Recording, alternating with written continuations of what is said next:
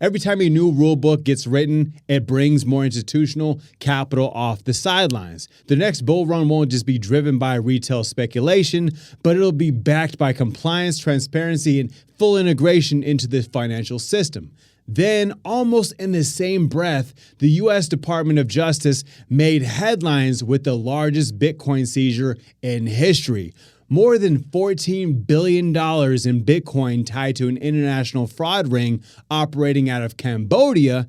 This wasn't a small-time scam. It was an industrial-scale criminal operation built around forced labor and the kind of pig-butchering investment schemes that have flooded social media for years. On one hand, it's horrifying to see that technology can be twisted into tools for exploitation. On the other, it proves exactly why law enforcement is finally getting serious about blockchain forensics. The DOJ didn't just stumble onto a wallet, they tracked the flow of Bitcoin across multiple addresses, exchanges, and mixers until they reached the final source. That type of traceability shatters the myth that crypto is just anonymous crime money. It's not. It's transparent, permanent, and easier to follow than cash if you know exactly how to read the chain.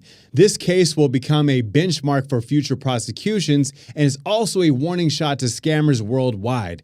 Blockchain does not forget. While regulators were issuing warnings and prosecutors were seizing wallets, Kraken was expanding, not contracting. The exchange announced a $100 million acquisition of Small Exchange, a U.S. licensed future marketplace, to supercharge its derivative business. That's not just a business move, it's a statement. At a time when many American exchanges have struggled under regulatory pressure, Kraken is doubling down on U.S. markets, bringing in futures, options, and institutional grade products under one roof.